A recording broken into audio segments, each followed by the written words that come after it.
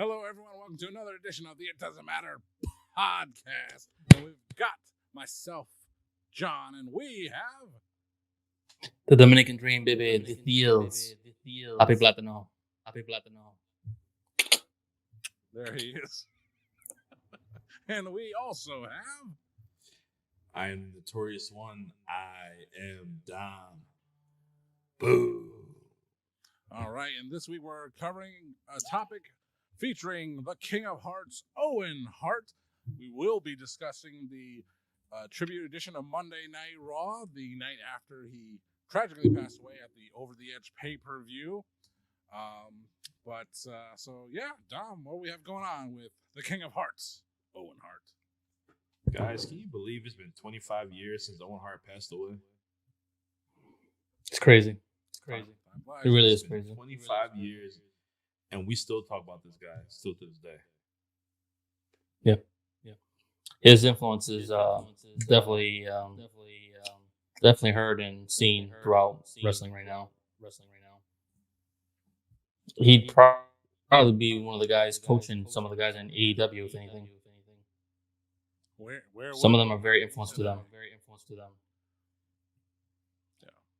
I mean, hate to be the devil's advocate, but we say that in every, just like in real life, every person or every thing you come across does have a hand in affecting you and how you turn out as a person, as a wrestler, in the world. So, to say that Owen Hart had an effect on pro wrestling today, yeah, absolutely he has. But can you really trace anyone right now directly to influence from Owen Hart, like without playing the 6 degrees of separation?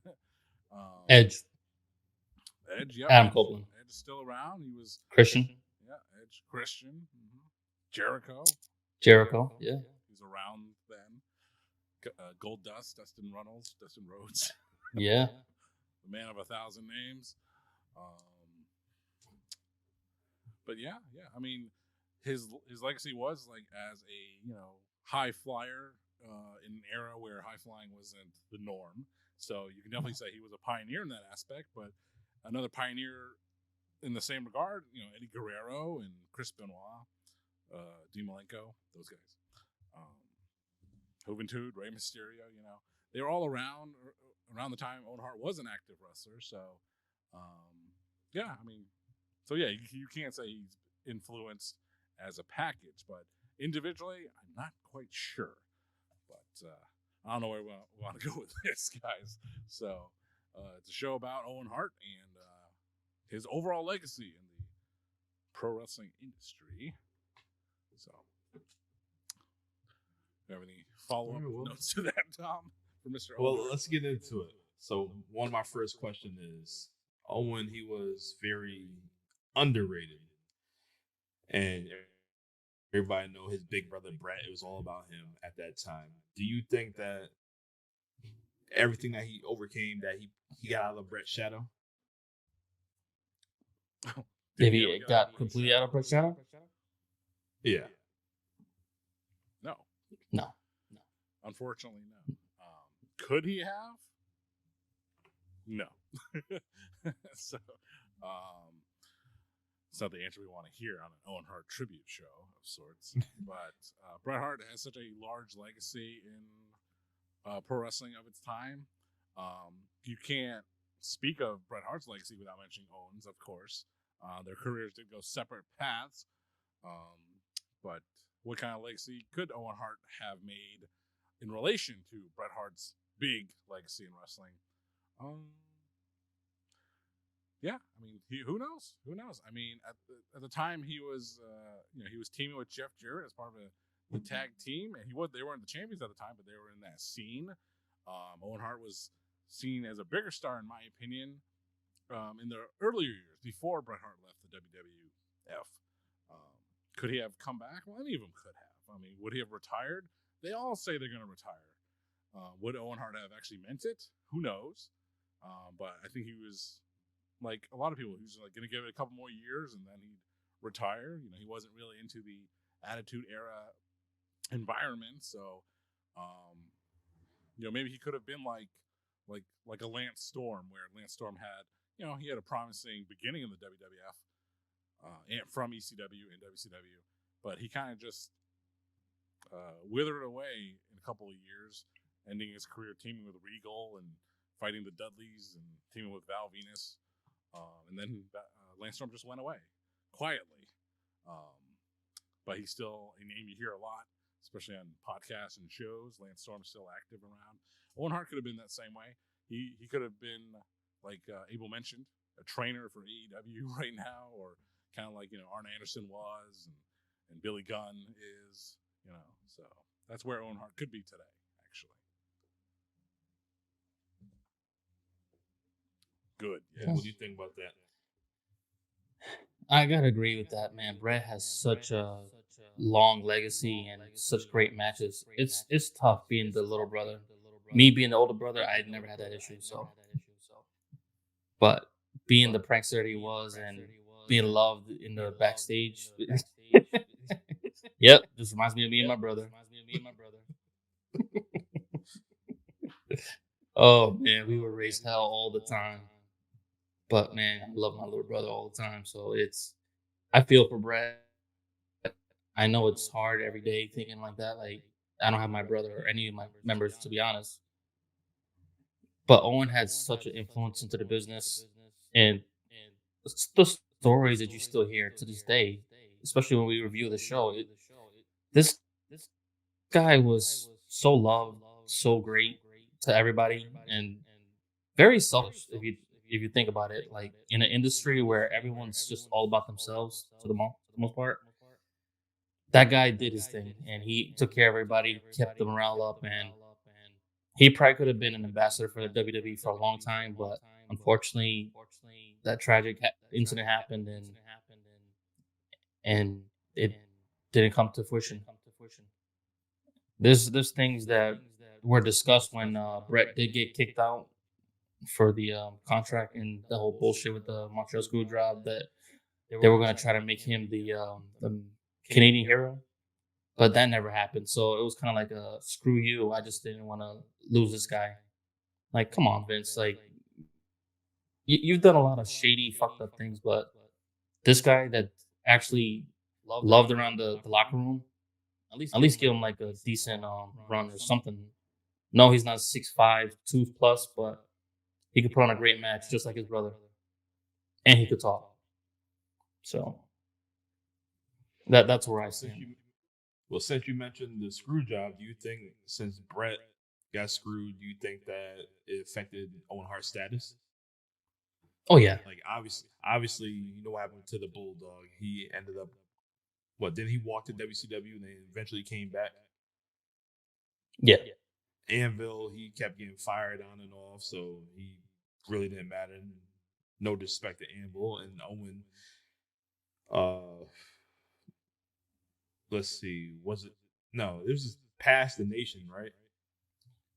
I want to say it was before the Nation. He thought about leaving, and then they re-signed him to a bigger contract just to keep him. And then they never did what they promised him. It's sad because he's not like that. He's a great guy from what you hear and see. And honestly, if I was in the locker room, I'd probably be fighting for him. I know as a top guy, you don't want to lose your spot, but him, I honestly, I'd be the stupidest decision in my life, but I'd give him my spot for him. Because he's that good to everybody in the locker room. So, John, what you think? Judge, could you repeat the question? I was saying that since the Montreal Screwjob affected everybody, do you think like Owen Hart's status in WWFE at the time just like diminished? Well, sometimes in life you don't always get what you want, and you don't get what you thought you were going to get, even though you deserved it.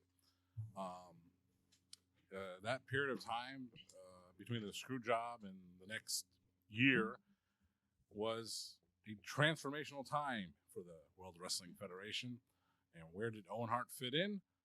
Well, as Abel alluded to, Owen Hart was enticed to stay in the WWF by getting a raise, which, money always turns heads, and a promise of a push to take the role Bret Hart had as the new Canadian hero. But what they didn't realize is that role died with Bret Hart when he left. There was no need for a new Canadian hero. They did not need to go back and forth to Canada and the U.S. like they did in the summer of '97. But kind of like the shenanigans the Clique would pull behind the scenes, even continuing with Triple H and Shawn Michaels, they would continue to pull them. Owen Hart came back at that DX in your house, and he attacked Shawn Michaels after the Ken Shamrock match. And what you were hoping, thinking, and expecting was an Owen Hart Shawn Michaels for the championship. And did that happen? No. Shawn Michaels went on to break his back at the 1998 Royal Rumble, and they would have a multi-person tag match at No Way Out, and then Shawn Michaels, due to injury, would drop the title to Stone Cold at Mania, and Owen Hart was delegated to the understudy of the Clique of DX at the time, Triple H, at that year's Mania, and was it a demotion? I mean, this is what they do. That's what Vince always did with guys. He would keep them around, but he would give them he could convince them, like, well, you're in the European title picture. That should be good enough. Sorry, couldn't put you in the world title picture. We have big plans for Stone Cold. So we're going to have to put you on the back burner. Is that okay for you for now? Sure, okay, I guess. and that's where Owen Hart went. And later that summer, he joined the Nation of Domination. And then, that was 98, 99. Like I said, he would team with Jeff Jarrett, and he was doing nothing. Relatively nothing. So he had no push.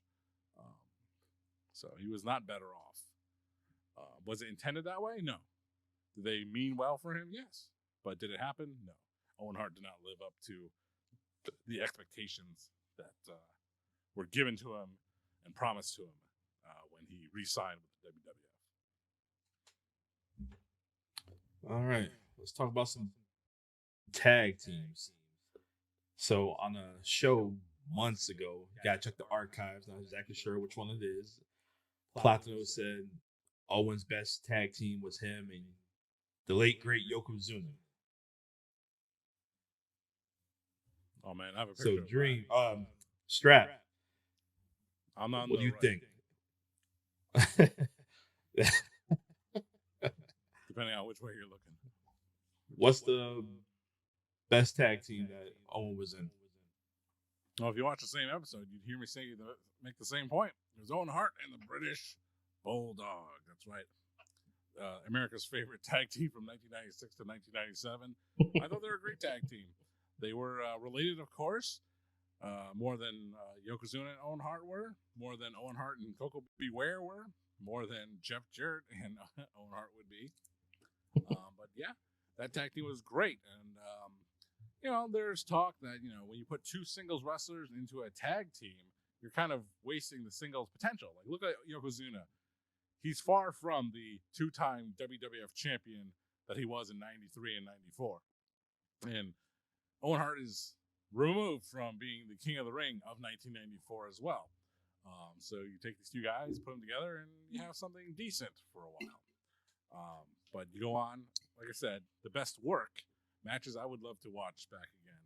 Owen Hart and the Bulldog versus anyone, because they were that darn good. I agree. You had your power, you had your technical, your speed, and everything just worked out. Except they couldn't reach things on the top shelf in the kitchen. But that's okay. This is wrestling. That's why you need Yoke for that. Yoke, can you get the corn oil from the bottom shelf? Thanks. Cool. Oh, boy. Yeah, they did. They cooked them. All right. So, two more questions before we get into our topics. Do you guys remember where you were at when you heard the news that Owen passed away? Yes. I believe I was living in Waterbury at the time. I was about let's see, so 99, about 11 years old. We were watching the pay-per-view, and then all of a sudden it just went dark. And then as you continue to watch the show, you can see the uncomfortableness with the guys in the ring and even the announcers. And I think it was in that pay-per-view that they announced that he passed away, right? Yeah. Yeah. I was just in shock. I just remember even kids in school, because this is when wrestling was still cool in school. Like, did you hear? Did you see? Owen died. I was like, it was sad, man. It's still one of those things where you see, you're like, this can't be real. This has got to be a made up storyline. Something went wrong, but it was real. We lost probably one of the greatest guys of that era. And from what they were saying, the greatest guy in the locker room. It's sad, man. We go to some of these conventions and some of these shows. We'll meet some of the old guys that we grew up on, and we got to have little conversations with. That guy is somebody I would have loved to talk to just for like a few minutes, because I'm a little bit of a prankster myself.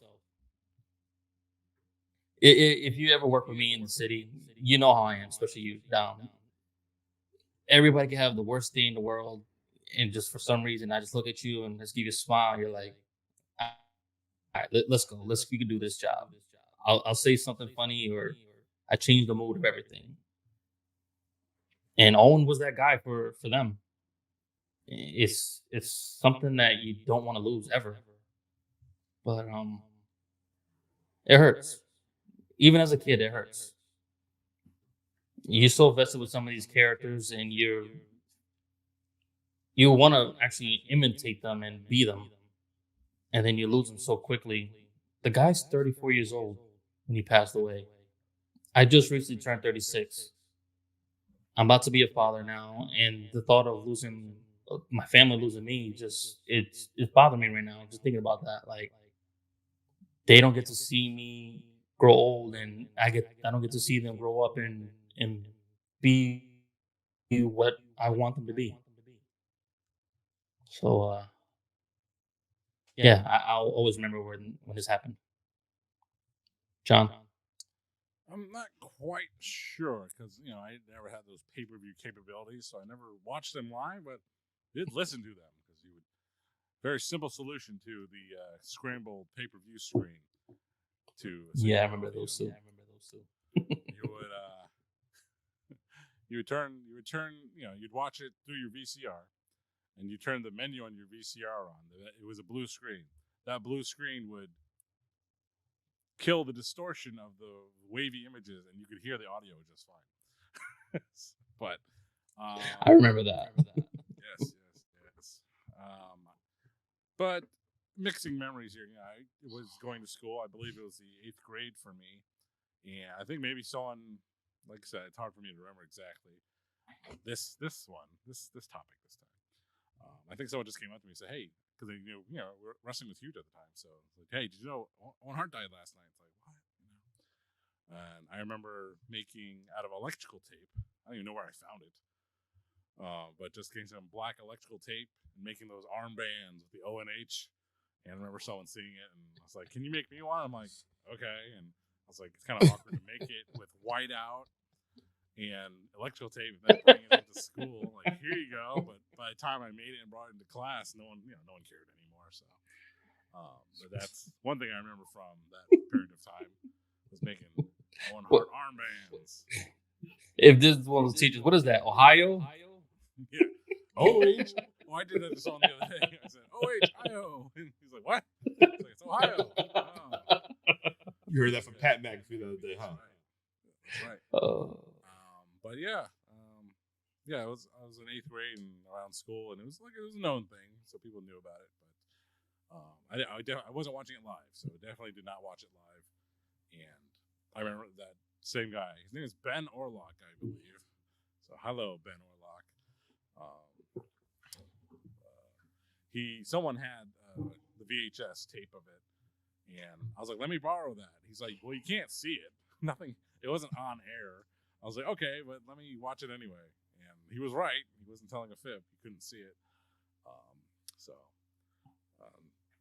that's my memory of when it happened. Dom. Yeah, so I remember that Sunday night. I didn't watch it. I was on my way back from New York with my mom, and we was on the Greyhound. And I got home, and I had the old school TV. So every time you turn the TV on, the first channel was Channel 3. So you got the news coming on. Professional wrestler died. Found out at the 11 o'clock news. I'm like, huh? So I had to play like I'm asleep. I had the TV on low. Next thing you know, I turned it on. It said Owen Hart. I was like, what the hell? And then literally, I'm on the school bus the next morning, and then some people that was fans of wrestling was like, oh, do you hear that Owen Hart passed away? I'm like, that's crazy. It just hit me like, wow. He was a heel, like his whole character, his whole run, and whatnot, but you still feel for the man, And of course, I wanted to see the video. I couldn't find the video either, but we'll never see that video. Yeah. Well, you could click on the link now, and then it would just be Owen Hart. This is the video of Owen Hart passing. Here, you want to watch the live video of Steve Irwin getting shanked by an animal? Click on my instant messenger profile for more information. Oh man, it's just crazy how that just played out, and it's just a sad situation. Never thought something like that could happen because Vince tried all this stuff, but it's just shit happens, unfortunately. Yeah, but all right. Before we get into this show, my last question for you guys is a dream match. Who would you like to see Owen? If ever you had a chance to, who would you like to see Owen go against?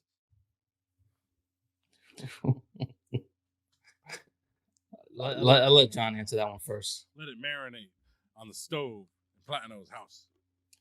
But, as soon as you said that, you can go through anyone throughout history. Anyone now, then, now, or forever. And, man, the first thought I had was that Owen Hart would probably love that shoot style. That kind of, it's a hybrid of styles nowadays. But that real strong style, that hard-hitting stuff. And I immediately thought, man, Owen Hart and Gunther would be one hell of a match. He would love that. He would eat that up. I was thinking that. That was one of them. Man. So who's the other guy you were thinking about, Abel? Two, actually. Two There's two. I was thinking of Daniel Bryan or Bryan Danielson because he is. I don't know if he's influenced by him, but there's some similarity to those guys. And of course, the fastest rising star right now, William Ospreay. Bro. That guy is putting on phenomenal matches. And you get two guys like that, and just even having Owen fuck with him like he does with other wrestlers in the ring, just like unlacing his boots or something, just to get him to throw off, like it would be perfect. Owen would be able to pull that off and still make it a great match. I like what you said. What do you think, there. Tom? I like what you said. I can see that. Not feeling the Gunther one, but that's your opinion. But Danhausen. It doesn't matter. Nah, hell no. But if you want to talk about a 5-star match, entertaining, technical, high flying, all that stuff,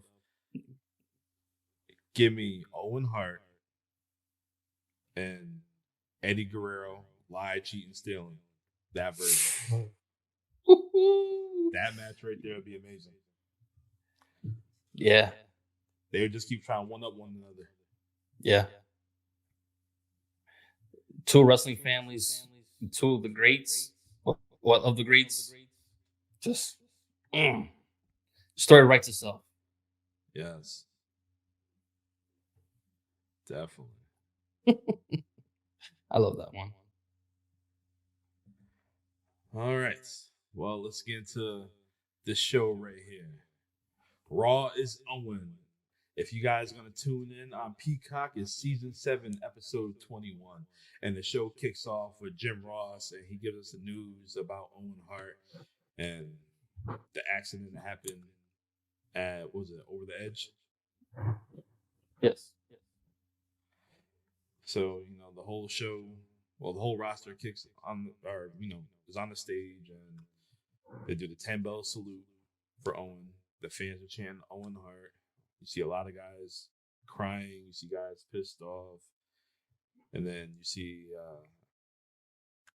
a dope-ass video package of Owen Hart. Like, this is, like, surreal at this time watching this. Like, it's just crazy to see this. Like, I remember I watched this show live the next night.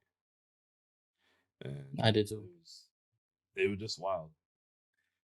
So while we was doing our, research for this, I thought, let me see what they did on the Nitro side, because I don't remember having a Nitro, and then they just had like the Owen Hart, RIP, and put the year that he was born and the year that he passed away and whatnot, and then they just started talking about like Scott Steiner and Rick Steiner and Goldberg. All right, I'm turning this off. Let me go back to this right here. Well, he never was in WCW, so there was no affiliation with that. So it wouldn't have made sense for them to truly honor him the way WWF at the time eventually would have to do. So not even have to do, but just in general, they had time. Well, not much time. Yeah. Just no, I was just curious to see how they were gonna start off the show. They the recipe Owen, and they had the video package of that took place last week, which I understand. Okay, still got to highlight the show, still got to go on. Then they just go into the Nitro Girls, and after the Nitro Girls, and then that's when Tony Schiavone said something about Owen Hart, and then just went into it. But whatever it is, what it is. But yeah. So all right, so we got Jim Ross and Jerry King Lawler on commentary, and then there's a lot of video packages from all the wrestlers, and we see Mick Foley open up about Owen Hart. Then we see JBL after this. He's talking about Owen, talking about how cheap Owen Hart was on the road, that he could save his money for that when he retired. He just wanted to be with the kids and his wife. That's basically it. So our first match, we have Jeff Jarrett with Deborah. And Jeff gets on the microphone. He says, Owen was never a nugget. And Tess, at this time, Tess is with the Union. With such great theme music, too. Oh, Jesus. Who was in the Union again, John? That'd be The Big Show, Ken Shamrock, Mankind, and Andrew Martin. So this is May right here. Big Show debuted in February. So you're saying within 3 months he's been pushed down the pole? Yes. He went from doing something as grand as debuting his first match in the WWF, losing to Stone Cold Steve Austin, all the way to joining the Union by May of this year, of 1999. Really? Wonder how much his Union dues were. 2 cheeseburgers. Please. And a soda. Yeah, Jeff Jarrett. Diet. Jeff Jarrett and Deborah are still broken up, obviously, about the Owen Hart. And, you can lob a lot of criticisms to everything. And what would other industries do, if, a major newscaster passes away? Do they stop the news? No. If this is an NFL football game, if one player dies, do they cancel the game? Depending on who the player is and the circumstances, perhaps. They did. They canceled the game for someone getting really injured bad. Yeah, last heart attack. During the game or before? During the game. During the game. They just stopped the game and canceled it. Well, that was the pay-per-view, but this is, the day after, and I mean, the entire show was interspersed with those comments, those backstage comments from different wrestlers, which was nice, but now I'm erring on the side of exploitative, and they should have just not had a show. I mean, I don't know. It's a tough call. I mean, what Vince did for the pay-per-view, you can always criticize that, but you were not there at that moment at that time. Whatever he did in the moment.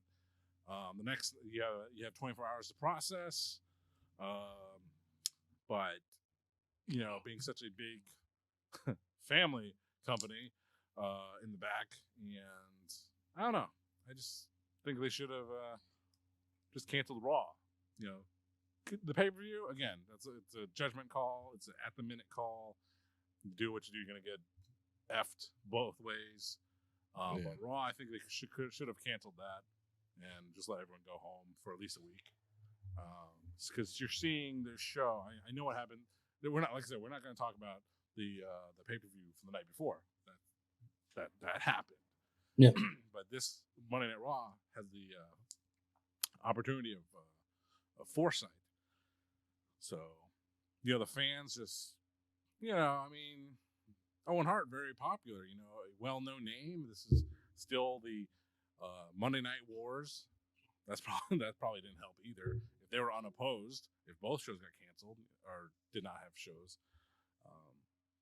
But like I said, it's just a little uncomfortable watching it now, in my opinion. Watching the wrestlers come out, doing their stuff, watching the fans act like nothing happened. It's a little disappointing in modern eyes. But at the time, I was like, yeah, wow, who died? I want to watch my wrestling, So I was curious what the original plan was for the show, even before Owen passed away. Like, what was scheduled? Didn't I believe the Undertaker beat Stone Cold for the title, didn't he? Yeah. Like a screw job. Undertaker nowhere to be seen. Stone Cold nowhere to be seen. Oh, thinking back, like with the friends in school at the time, like, yeah, Undertaker wasn't on the show. Shouldn't he have come out and said, rest in peace, Owen? It's like he says that to the guys he hates. Yeah. Yeah, I guess so. Yeah, don't do that. But, where the show would have gone, they probably would have. Here's a better thing. Watch the show next week. Because Owen wasn't in a main event storyline. What happened?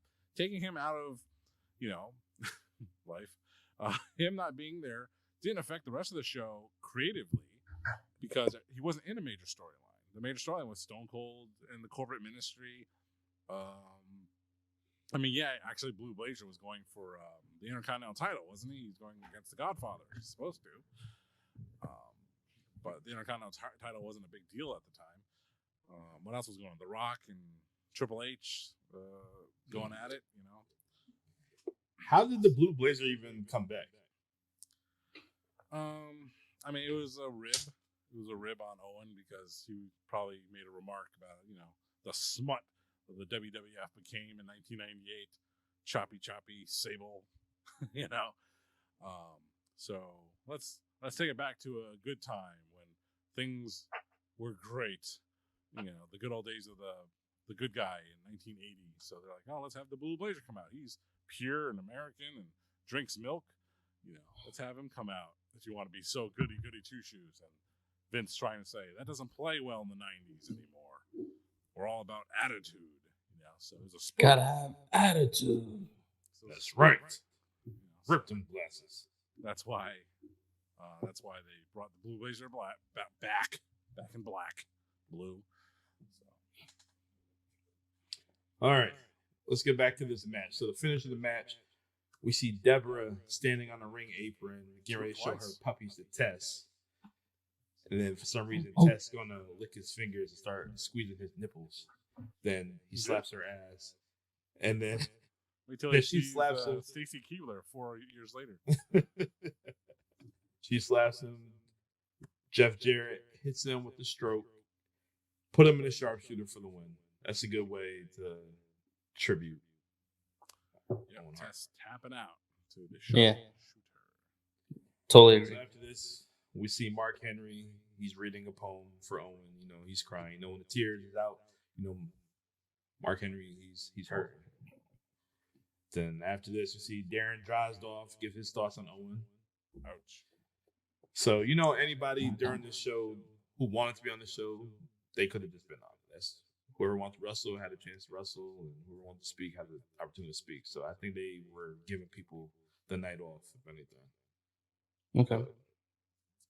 So our next match is for the tag titles. We have X-Pac and Kane going against the Brood of Gangrel and Edge with John's boy Christian on the outside.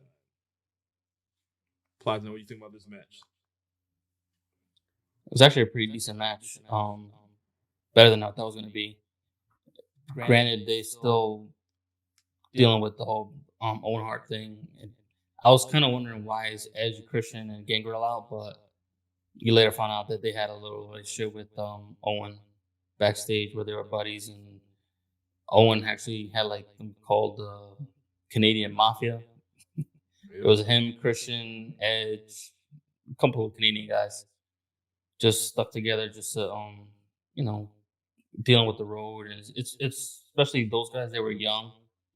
I think they said that X-Pac at that time was 26 years old, and Edge and Christian were a lot younger than that too. That's a young crop, grew actually, especially being stars down the road. It foreshadowed, but when it comes to this match, it was good, not great.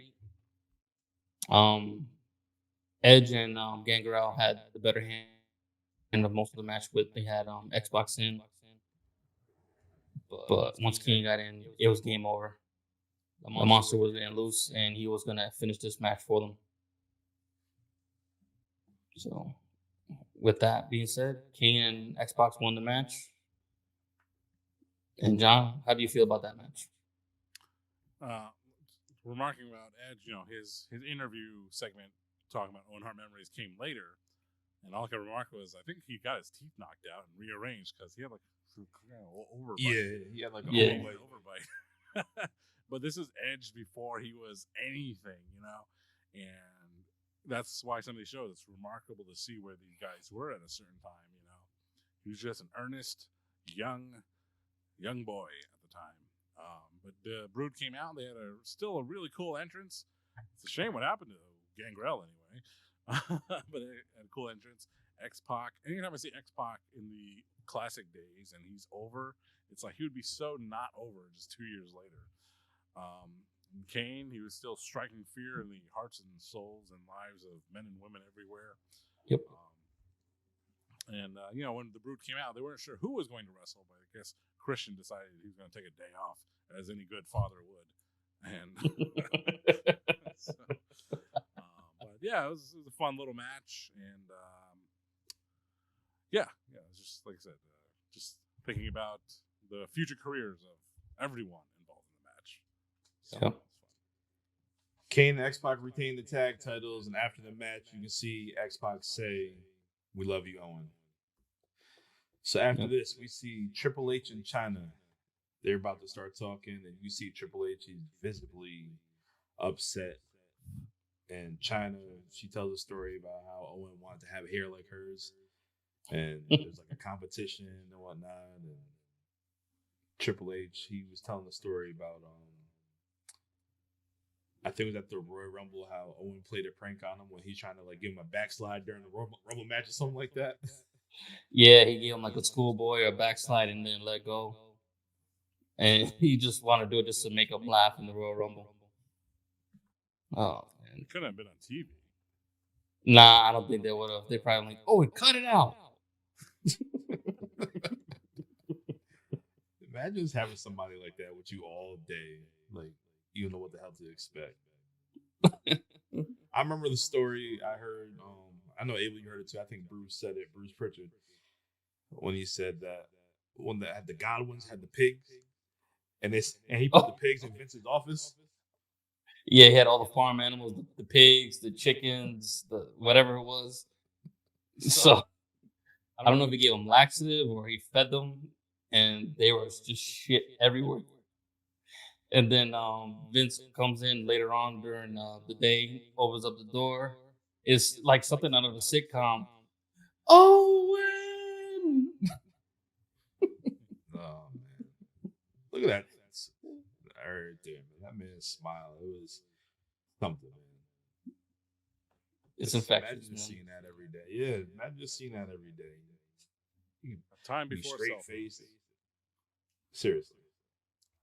Oh yeah, what was the story you said about Beyond the Mat? You seen him on the payphone? Yeah, there was a backstage segment. It was a Monday Night Raw. I think it was Ahmed Johnson. At the time, Owen Hart was retired due to injury. It was all storyline, but Ahmed Johnson is rummaging through the backstage area looking for gold dust. And, watching backstage at the time was new. Excuse me, they didn't do that.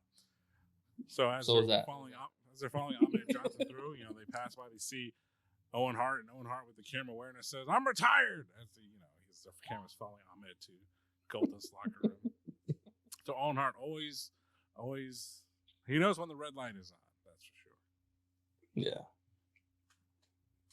All right. So after this, we have Dave Hebner, Earl Hebner's twin brother, and he just talked about how we lost a great person and how Owen will always be in his heart. So our next match of the night, we have the Hardy Boys with Michael Hayes going against Taka Michinoku and Sho Funaki. I remember Michael Hayes as the Hardy Boys manager. This is just funny. What the fuck? Yeah. That was hilarious. He wearing the Hardy Boy gimmicks. With the cane. And the music was trash. They would change their music a few times because they had one memorable music, and I was like, oh, that's a cool theme, but it wasn't this one. No. It wasn't much better in retrospect. The classic Hardy's theme is the best one, of course. But, Michael P.S. Hayes coming out here grooming the Hardy Boys, because that's all I could think of when he's coming out dressed like him. I was like, what the fuck is he doing? This just looks so wrong. Yeah. Crazy thing is, though, Michael Hayes at that time was like only 40 years old. Yeah. 40. Oh, my goodness. AJ, Priest, a bunch of these guys are over 40. And this is back then. This was considered old. That's right. Looking like that. Hell yeah. Jeez. But the match was nothing special. It was expected that the Hardys were going to get the win, but I did enjoy how Michael Hayes threw, who was it? Taka and Jeff drop kicked the hell out of the dude on the ring apron. That was pretty dope. I don't remember seeing them do that too often, but that was pretty cool. I mean, it was funny. JR on comedy was good to see Kai and Ty back. I'm like, where'd they go? Indeed. Oh man, but yeah, just did not like seeing P.S. Hayes with the Hardy Boys. Yeah. Kai and Ty were just happy to be on TV. That's all. Basically. All right, so after this, we see Bruce Pritchard, and he remembers Owen, just saying he's a great father, friend, and husband. And after this, we get Dustin Rhodes, Goldust. He talks about how him and Owen were at Harley Race's house for a barbecue, and Harley walked away from the grill. Owen being Owen, he dumped hot sauce on the barbecue. So Harley Race comes back with a stun gun, and Owen's scared shitless.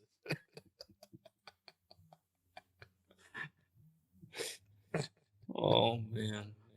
You can't make this up. Sauce made everyone huggy buggy. So our next match. But the thing is, Owen really messing with Harley though. Harley was always known to not take shit from anybody, and if you did, you was about to get knocked the fuck out. Owen, man, for that, you gotta love him, man. He didn't care. I know he knew what was coming, but he did it at his own expense. Yep. Just to get a rise for everybody. We'll continue, Tom. Sorry about that. No, all good, all good. It's all about Owen. For our next match is John's favorite match of the night. Hardcore Holly versus Ken Shamrock. So, look at John enjoyed this match. Look at this graphic right here. Hey, you can't do that. This is on John's Instagram right now. That's what he thought about the match. Oh, Hardcore Holly comes out, and he's like Big Sid or Big Dummy, yeah. I always enjoy Hardcore Holly. He's coming out. It's like, okay, cool. And then the next thing you hear, I was like, oh, Ken Shamrock is coming out. And it's like, man, what a match. Jeez. The match sucked, but the idea that these two would fight each other was great. So, Ken Shamrock, as soon as you see him, you just think to yourself, man, heartbreaking disappointment. It's like he just wasn't used right. Big time. Is that his fault? Is that Vince's fault? Yes, of course. Blame the booker. Don't blame the superstar. Ken Shamrock, legitimately at the time, the world's most dangerous man. But when he was time to perform as a pro wrestler, it's kind of like the thing with Brad Armstrong. They said this guy was hilarious, so much personality, just a funny guy. And then you put him on TV, nothing. Lacks charisma, lacks this, lacks that.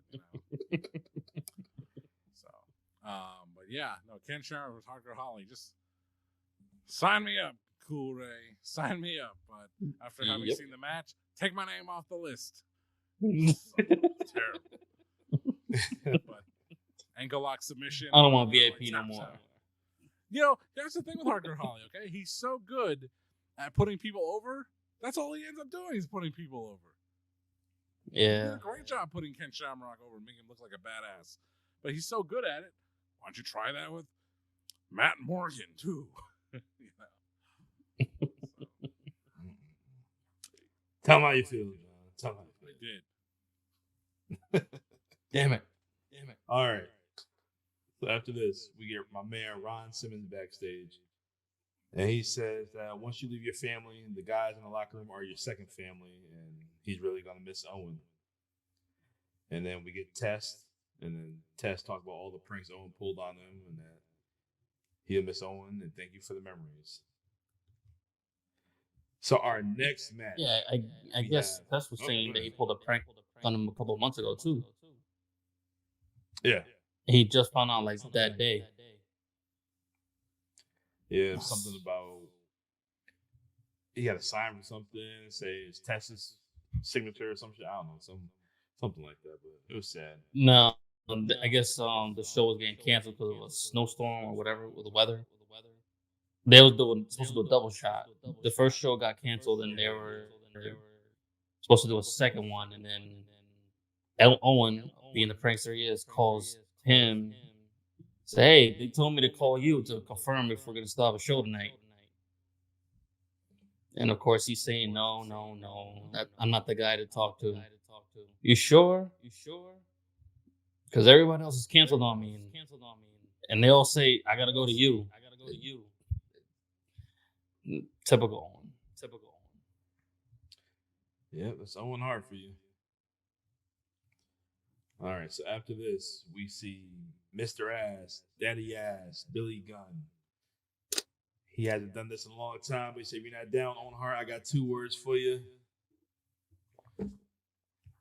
And his opponent is Mankind. So while they're having their match, Jim Ross talked about how Owen stole his hat before the show, and he's walking backstage trying to find his hat. And he's in his ring gear, rocking JR's hat. That was pretty funny. All right, so Daddy Ass, Mr. Ass, he's taking out Mick Foley, whooping that man, and he felt the need to moon him. His thong was out. I remember that shit in, No Mercy in the video game? Hit that right analog stick, he pulled his trunks down. He did that too. I remember that. But they blur it out.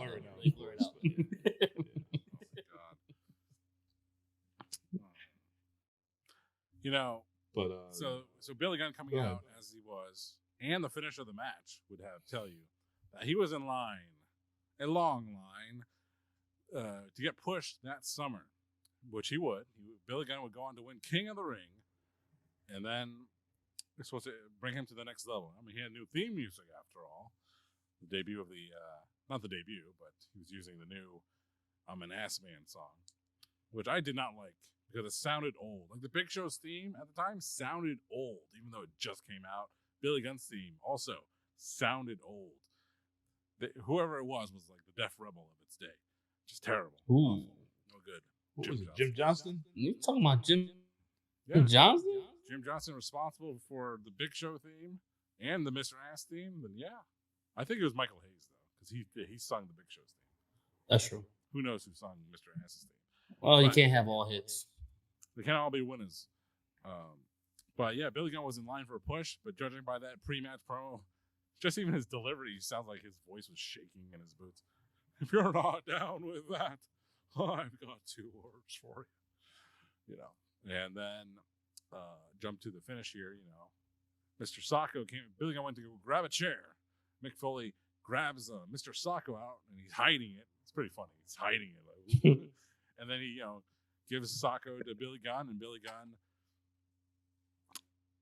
I don't know. The referee just throws the match out. He did not tap. He counted out. Yeah. Count out. It wasn't even a count out. They just stopped the match.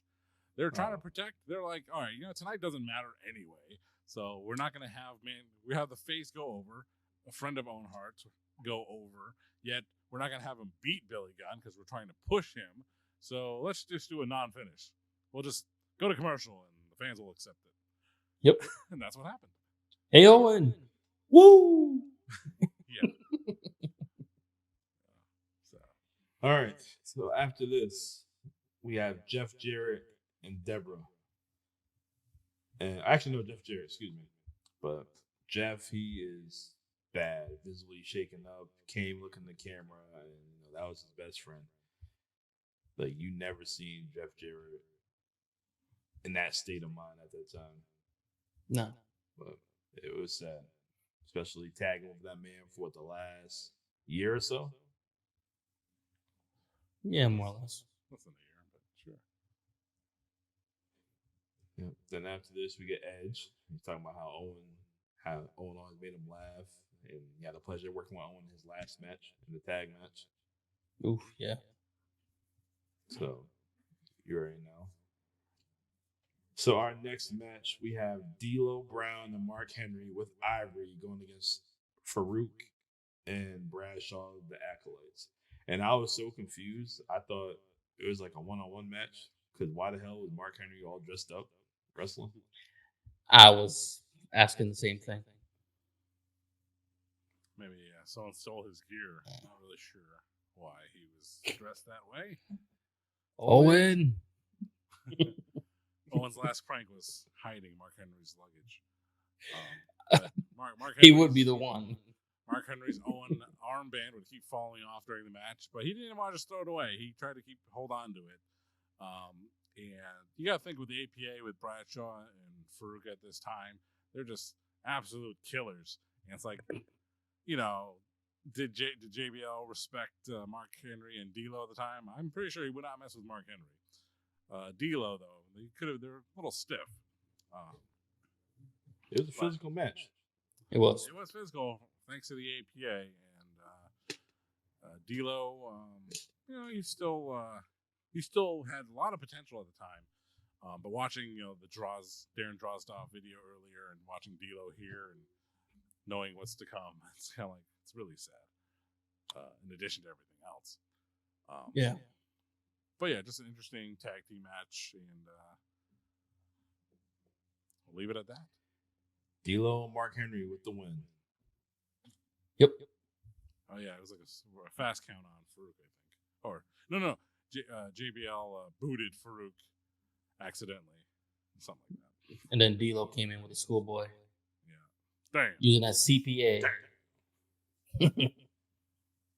AC Connors. All right, so after this, we get Pat Patterson. He's emotional. Nothing new. Sad. And then we get John's boy, Hardcore Holly. He talks about how Owen always rips somebody. And Owen put him over in his hometown, Mobile, Alabama. Yeah, a lot of guys don't get that chance either. So Owen does. You go home, take an L. Now with O. Nope. All right. So our next match, we got the Road Dogg, Jesse James, going against the Godfather. And Road Dogg comes out. He does an entrance. He said, "Y'all know my name, but it's all about the King of Hearts." He switched up on us. And the Godfather, he comes out with his hose and the IC title, and then Jim Ross randomly starts talking about how he was in the pool and Owen Hart pulled his trunk down to his ankles. Oh man! So the matches get ready to begin, and then Road Dogg and Godfather had some words for each other, and then just end up leaving and said, "Let's go burn one for Owen and talk Owen stories." If you guys don't know what burning one is, I think they do. Oh, man, this if you're looking for a work rate action, I think they're running out of time, honestly. And well, that'll come to play in the main event to come. But yeah, this was not a match either. They did that. That was the thing. They had the two guys come out, get a big pop. That's all the fans wanted to see. They left, and that was it. It was all the attitude era, the entrance era, if you will. You know, who needs to wrestle if you can talk or have a great gimmick? So, all right. So after this, we see Paul Bearer, no makeup on, and geez, he's a big dude. Yeah. He says his goodbyes to Owen. We get X-Pac. X-Pac's emotional. So we have another match. We have Al Snow versus Triple H with China. I'm like, damn, I never thought I'd seen Al Snow and Triple H go at it, but it happened. When I saw this, I knew that Triple H was not the Triple H we know today. Triple H at that time was still booked like any other jabroni on the show. He wasn't dating Stephanie. He had no power play. He was just turned heel. He has to do what the boss tells him. I mean, he had the boss's ear. He's still a pushed guy. And, he would push so hard, he would get lyrics to his theme song eventually. If you notice, this version of his theme had no lyrics. But, yeah, Triple H versus Al Snow. What a weird freaking match. You would never see this again. Seriously. The closest you would see is him and D'Lo in a blindfold match. At least they would have some history with DX and the Nation. But Triple H doesn't do random matches, So it was very weird to see him versus Al Snow. But yeah. Triple H wins with pedigree. yes. So after this, we get Road Dogg backstage, and he's losing it right now. He said he recently got close to Owen 6 months ago.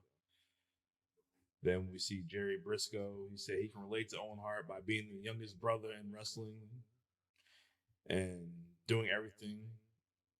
He never cut a corner, and he shared a lot of laughs with Owen. So our next match, we get the Big Show versus the Blue Meanie and Goldust. It wasn't even supposed to be a handicap match, but Big Show just made short work out of it and chokeslam both of them. Yeah, I was actually watching this with Mama, and she was like, "That big dude could get over the rope like that." I was like, "Yeah, this is when he was athletic. This dude could do a cruiserweight match if he wanted to." That wasn't the push that they gave him, sadly. Watching that, I was like, "This is exactly how they should have booked him," and they never did it right. The Giant, still better than the Big Show. I agree. Yeah, I totally agree. But yeah, just like John was saying earlier, though, like either they should just do like all video packages of Owen or play like the best of Owen or something like that. But why just throw these matches together? You know what was remarkable is that early in the show, and this is something they don't do now, is that JR was like, "We have 10 matches tonight, 10 matches." And it's kind of like, you watch Raw now, they won't tell you anything previewing the show. I mean, they're always working on the format, but very clear, JR, 10 matches tonight, 10 matches. It's like, well, 10 matches it is, I guess. But they were, pressed for time, and if they had to cut short a lot of these things didn't deserve time. But hey, no one's on their A game in moments like these. And who really wanted to see Big Show and Goldust do any more than they did. Another short match, short segment to move on to the next thing. So good for us. We got Deborah. She's emotional. Being in Owen's corner for the longest time. She lost a friend. After this, we got Shane McMahon. He's emotional. Yeah. So we have another match. We have Val Venus. The place went nuts for Val Venus. Yeah. And then he went against the most electrifying man in sports entertainments, The Rock. The Rock cuts a great promo and he's dedicating the match to Owen. Said he was going to hit the people's elbow. And he did it. That was for Owen. So, the finish of the show, we have Stone Cold Steve Austin comes out. Look at that Titantron. See the Owen Hart picture with the ear up there. He cracks the cans open. Owen, this one's for you. He toasts Owen, and that's how you close your show. Owen Hart, 34 years old. R.I.P.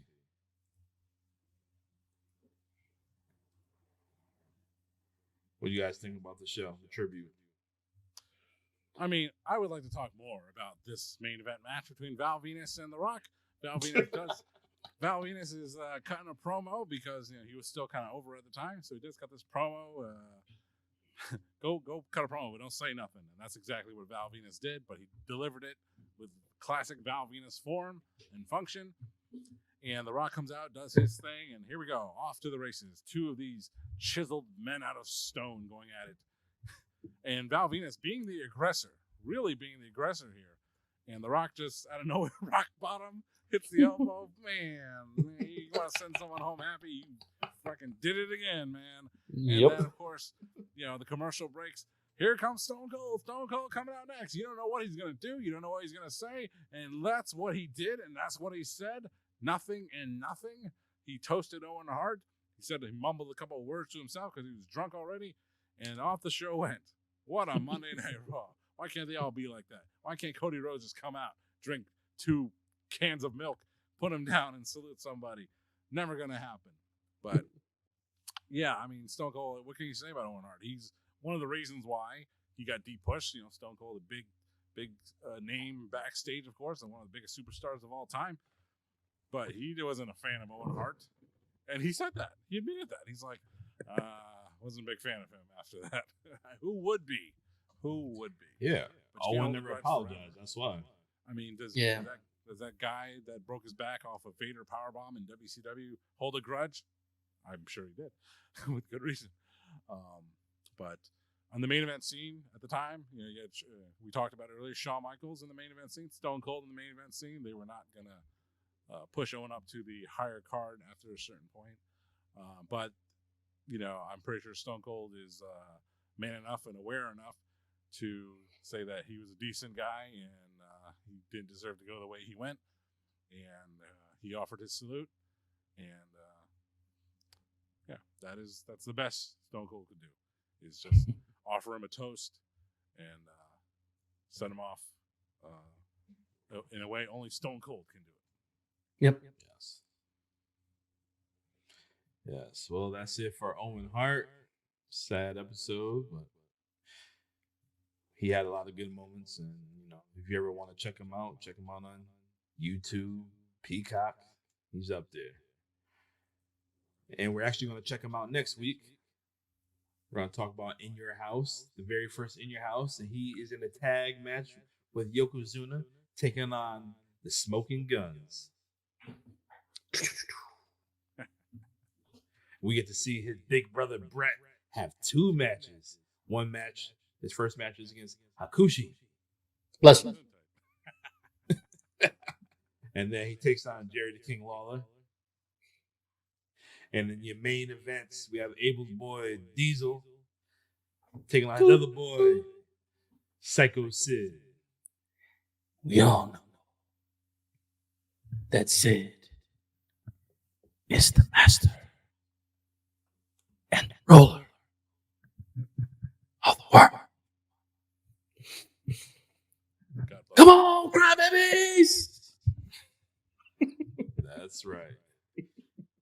just kicking off May. We got a lot of good shows. We have another live show coming May 21st, back at Horsepower Cigar and Lounge with a special guest. He might be good. He might be great. But when he's in the ring, he's just incredible. That's who we got. I don't think that's how it went. It's how I Not did just the coolest, not just the best. Just incredible. Well, I'm just saying, that's my promo, damn it. I'm not stealing. Yeah. One thief, one copycat. Meow. But yes, we'll be at Horsepower, and Just Incredible will be with us. Hope to see you Yes, down he will. there. Have a see guy with your boys. And get yourselves in there early so you can get your autographs, pictures, and whatever you can with Just Incredible. With us. And with us, too. And then, if you have any money left over for our special guest, Just Incredible. Stop it. Don't be running up to me at Stop and Shop asking for autographs. The strap ain't gonna give you one. The strap ain't gonna give you one. You let the strap order his lobster in peace. You let the strap pick up his stuffed scallops in peace. Don't be harassing me at Stop and Shop. All I gotta say is Platano say, no Spanish. You know, talk to me. You speak English only? No, you. Yeah. Tell him, Dom. What do you say, Dom? If you're not notorious, He's yeah, not. Just come on my way. I'll talk to y'all. I'm gonna talk to you. He's the I'll Yes. talk to you. face. he's the tell you what face to that tell runs the them. place. You be like, you subscribe. An average guy. I know. You subscribe, try to get to 100. We getting there. Yeah, We getting there. yeah, we're doing great, guys. Everybody like, share, comment, subscribe, follow. It doesn't matter. Podcast. Follow, like, Send us share. links so we can enhance our internet connection. Yes, we need it. I need the Netgear Blackhawk 5. Yeah, and don't order from Tinmu. Cool Ray. Sounds like a metal cow. Tinmu. Yeah. All Oh, right. wrong country. Until then, I'm the Notorious One. I am Dom. I'm here with Poppy Platano. I'm Yeah. also here with Strap Facts. Don't harass him at Stop and Shop. You might get the claw. We'll see you next week. And I am not a nugget.